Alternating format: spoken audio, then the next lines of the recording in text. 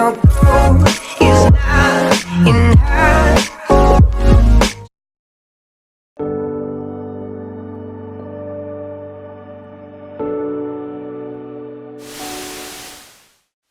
Halo semuanya, semoga kalian dalam keadaan yang sehat dan semangat dalam mengikuti pembelajaran hari ini ya. Hari ini kita akan bersama-sama belajar mengenai strategies for growth market atau dalam bahasa Indonesia strategi pertumbuhan pasar. Langsung aja kita simak materinya. Oke, sekarang kita akan bersama-sama melihat dua pandangan mengenai definisi strategi for growth market. Yang pertama, menurut Court tahun 2008, growth strategi adalah langkah dalam life cycle produk yang dimulai ketika perusahaan menyadari adanya keuntungan dari investasi yang ditanamkan dalam sebuah produk. Lalu, menurut Alberto De Hanani tahun 2009, secara umum, strategi pertumbuhan atau growth strategi perusahaan terbagi menjadi 3 kategori. Yang pertama adalah strategi M&A, Mergers and Acquisition. Kedua adalah strategi pertumbuhan organik melalui pengembangan pangsa pasar. Yang ketiga, strategi pertumbuhan organik melalui perkembangan portofolio, baik portofolio pasar maupun portofolio produk. Jadi, secara umum, strategi pertumbuhan atau growth strategi dapat didefinisikan sebagai strategi yang dijalankan suatu organisasi atau perusahaan untuk meningkatkan pangsa pasarnya, bahkan jika harus mengorbankan pendapatan jangka pendeknya. Nah, mengapa sih pertumbuhan pasar itu penting? Ya karena perusahaan mempertimbangkan ketika mengevaluasi kinerja produk di pasar. Pasar yang tumbuh menawarkan potensi penjualan dan keuntungan yang lebih tinggi. Di sisi lain, pertumbuhan yang tinggi juga dapat menarik pesaing baru untuk mengeksploitasi pasar. Selanjutnya, pertumbuhan pasar juga berimplikasi pada intensitas persaingan. Pasar yang tumbuh mencerminkan peluang yang lebih tinggi untuk menumbuhkan pendapatan dan profitabilitas tanpa harus bersaing dengan para pesaingnya. Sebaliknya, ketika pasar tumbuh lebih lambat atau menurun, persaingan meningkat karena perusahaan harus merebut pelanggan dan pangsa pasar dari para pesaingnya untuk menumbuhkan penjualan. Lalu tujuan dan strategi pemasaran itu apa ya? Nah, tujuan strategi pemasaran itu adalah pertumbuhan revenue melalui aktivasi, retensi, serta monetasi user yang ada dan tidak hanya melalui akuisisi pelanggan baru. Sekarang kita akan membahas faktor yang mempengaruhi strategi for growth market. Nah, tingkat pertumbuhan akan bergantung pada beberapa faktor seperti pertumbuhan populasi dan jumlah pelanggan potensial, pertumbuhan ekonomi dan selera, dan juga pendapat konsumen. Nah, di sisi lain juga ada juga yang mempengaruhi, yaitu perkembangan produk substitusi yang mempengaruhi pertumbuhan. Nah, ketika produk substitusi itu menawarkan kepuasan yang lebih baik, misalnya harga produk turun, beberapa pelanggan mungkin akan beralih gitu ya karena harganya yang murah. Itu akan mengurangi pertumbuhan pasar. Selanjutnya, tingkat pertumbuhan juga bergantung pada tingkat penetrasi pasar. Jika sebuah produk telah menjangkau sebagian besar konsumen, tingkat pertumbuhan cenderung rendah karena sebagian besar pembelian adalah model pengganti. Nah, dalam situasi tersebut, perusahaan sulit untuk menumbuhkan penjualan dari pelanggan. Mereka hanya mengandalkan pembelian berulang dan berusaha untuk merebut pelanggan dari pesaing, mengintensifikasi persaingan. Tahapan pertumbuhan. Perusahaan mempertahankan pengeluaran pemasaran atau menaikkannya untuk memenuhi persaingan dan terus mengedukasi pasar. Penjualan meningkat jauh lebih cepat daripada pengeluaran pemasaran. Ini menyebabkan penurunan yang disambut baik dalam rasio pemasaran penjualan. Keuntungan meningkat karena market cost tersebar di volume yang lebih besar dan biaya produksi unit turun lebih cepat daripada penurunan harga karena efek pembelajaran produsen. perusahaan ini harus memperhatikan perubahannya ke tingkat pertumbuhan yang melambat untuk mempersiapkan strategi baru. Nah, untuk mempertahankan pertumbuhan pasar yang cepat, perusahaan dapat melakukan yang pertama, meningkatkan kualitas produk dan menambahkan fitur baru serta gaya yang lebih baik. Yang kedua, menambahkan model dan produk penyemprot baru. Yang ketiga, memasuki segmen pasar baru. Yang keempat, meningkatkan cakupan distribusinya dan memasuki saluran distribusi baru. Yang kelima, bergeser dari kesadaran dan komunikasi, percobaan ke komunikasi frekuensi dan loyalitas. Yang keenam, menurunkan harga untuk menarik lapisan berikutnya dari pembeli yang sensitif terhadap harga. Nah, dengan mengeluarkan uang untuk perbaikan produk, promosi, dan distribusi, perusahaan dapat memperoleh posisi yang dominan. Ini memperdagangkan keuntungan yang maksimum. Saat ini, untuk pangsa pasar yang tinggi dan harapan keuntungan yang lebih besar di tahap gap.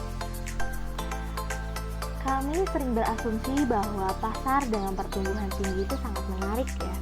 Nah, di sini ada beberapa peringatan bagi para pelaku industri. Yang pertama, pertumbuhan pasar yang terlihat dapat menarik terlalu banyak pesaing. Pasar dan saluran distribusinya tidak dapat mendukung mereka. Intensitas persaingan ditekankan ketika pertumbuhan gagal untuk memenuhi ekspektasi atau akhirnya melambat. Yang kedua, peserta awal tidak dapat mengatasi ketika faktor kunci sukses atau teknologi berubah. Sebagian karena kurangnya keterampilan keuangan atau keterampilan organisasi. Selanjutnya, kapabilitas dan sumber daya. Perusahaan yang bersaing di pasar yang sedang berkembang cenderung mengikuti salah satu dari strategi berikut. Yang pertama, mengejar strategi kepemimpinan pasar. Yang kedua, mengikuti strategi penentuan posisi dan penargetan yang sangat selektif. Eastman Kodak mengikuti strategi kepemimpinan dalam fotografi digital pasar, sedangkan Pentax menggunakan strategi yang lebih terfokus. Strategi penargetan. Setidaknya ada 3 kemungkinan strategi penargetan di pasar yang sedang berkembang. Yang pertama, cakupan pasar yang luas oleh perusahaan dengan bisnis yang sudah mapan di pasar terkait. Yang kedua, penargetan selektif oleh perusahaan dengan portofolio produk yang terdiversifikasi. Yang ketiga, strategi penargetan yang sangat terfokus oleh organisasi kecil yang melayani satu atau beberapa segmen pasar. Strategi penargetan selektif dapat dilakukan saat kebutuhan pembeli dibedakan atau saat produk dibedakan. Segmen yang tidak dilayani oleh pesaing besar memberikan peluang bagi perusahaan kecil untuk memperoleh keunggulan kompetitif. Pemimpin pasar mungkin tidak menemukan segmen kecil yang cukup menarik untuk mencari posisi di segmen tersebut. Jika pembeli di pasar memiliki kebutuhan yang sama, organisasi kecil dapat memperoleh keuntungan melalui spesifikasi berkonsentrasi pada produk atau komponen tersebut. Kita lanjut ke studi kasus ya. Studi kasus PT Semen Indonesia. Seperti yang kita tahu, strategi pertumbuhan atau growth strategy yaitu bagaimana menggerakkan organisasi ke depan. Bergerak ke depan dalam hal ini berarti manajer strategik perusahaan berharap meningkatkan level operasinya, yakni tumbuh lebih cepat. Caranya adalah dengan melihat bermacam strategi pertumbuhan perusahaan dan memilih salah satu atau lebih yang mendekati karakteristik dan sasaran organisasi pada situasi tertentu. Landasan sebuah perusahaan untuk menumbuhkan pangsa pasarnya bisa dilihat dari visi perusahaannya. Seperti yang dilakukan oleh PT Semen Indonesia yang merupakan perusahaan persemenan di bawah naungan Badan Usaha Milik Negara atau BUMN yang berlokasi di Gresik, Jawa Timur. PT Semen Indonesia merupakan perusahaan persemenan internasional yang terkemuka di Asia Tenggara. Oleh karena itu, perusahaan melakukan ekspansi ke luar negeri pada tahun 2012. Bisa kita lihat bahwa PT Semen Indonesia memiliki tekad yang kuat untuk bertumbuh dan telah berhasil go internasional. Itu artinya PT Semen Indonesia juga telah berhasil mengimplementasikan manajemen strateginya. Kita lanjut ke pembahasan dan solusinya. Landasan utama perusahaan melakukan ekspansi pasar dikarenakan alasan dari visi perusahaan. Sebelum itu, apa sih ekspansi pasar? Ekspansi adalah aktivitas memperluas usaha yang ditandai dengan menciptakan pasar baru, perluasan fasilitasi, peningkatan ekonomi, dan pertumbuhan dunia usaha. Di mana visi PT Semen Indonesia Persero Tbk adalah menjadi perusahaan persemenan internasional yang terkemuka di Asia Tenggara. Kemudian, alasan selanjutnya yaitu dikarenakan keinginan dari perusahaan untuk terus berkembang dan tumbuh menjadi lebih besar.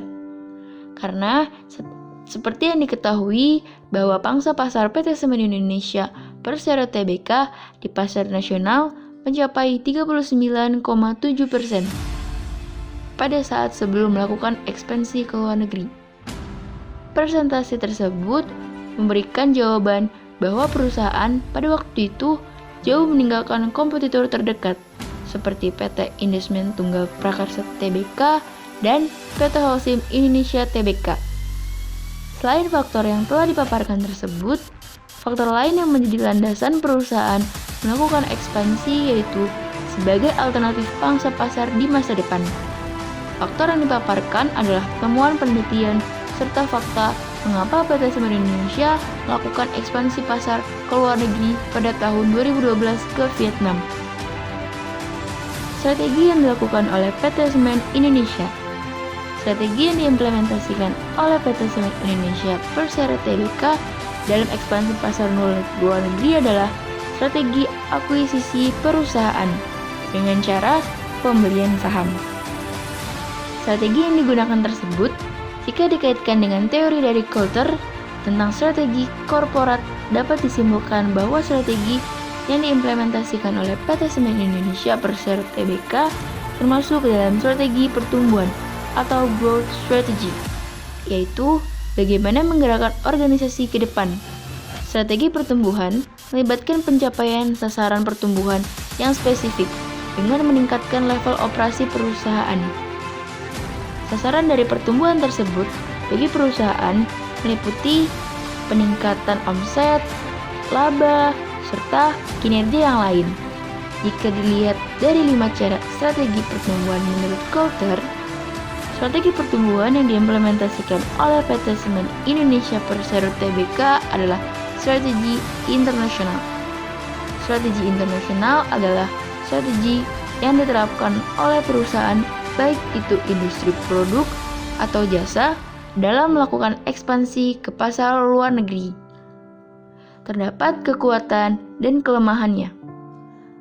Kekuatannya yang pertama adalah kekuatan yang dimiliki oleh PT Semen Indonesia Persero Tbk dalam proses akuisisi perusahaan di Vietnam terletak pada kekuatan secara keuangan. Kemudian, yang kedua, memiliki pengalaman yang kuat pada industri persemenan. Dan yang terakhir, brand image yang baik, serta faktor kekuatan-kekuatan tersebut yang kemudian dapat menjadi alasan keberhasilan strategi yang digunakan. Nah, kelemahannya yaitu perusahaan terkait dengan ekspansi yang dilakukan yaitu karena PT Semen Indonesia Persero Tbk belum memiliki pengalaman dalam kaitannya dengan proses akuisisi perusahaan, terutama pada akuisisi perusahaan di luar negeri. Namun, di balik kelemahan yang dimiliki, terdapat juga peluang yang dimiliki, yaitu pertumbuhan industri semen di Vietnam tinggi, lokasi yang strategis. Saat itu, di Vietnam sedang mengalami krisis ekonomi. Lalu, ada juga ancaman yang perlu diperhatikan oleh sisi perusahaan, di antaranya kompetitor yang kompetitif, adanya pendatang baru, perbedaan sistem hukum, dan market share perusahaan yang diakuisisi hanya 2%. Nah, kesimpulan dari studi kasusnya adalah bahwa PT Semen Indonesia Persero Tbk memanfaatkan peluang-peluang yang terbuka lebar untuk menerapkan akuisisi tersebut. Peluang tersebut diantaranya seperti kondisi ekonomi negara yang sedang krisis, sehingga akan mendapatkan harga yang relatif murah, serta kondisi perusahaan yang sedang membutuhkan bantuan dana segar agar tetap dapat beroperasi. Wah, tak terasa ya pemaparan materi telah selesai. Jika ada yang ditanyakan, silakan bertanya di grup kelas ya. Terima kasih semuanya. Stay safe and stay healthy.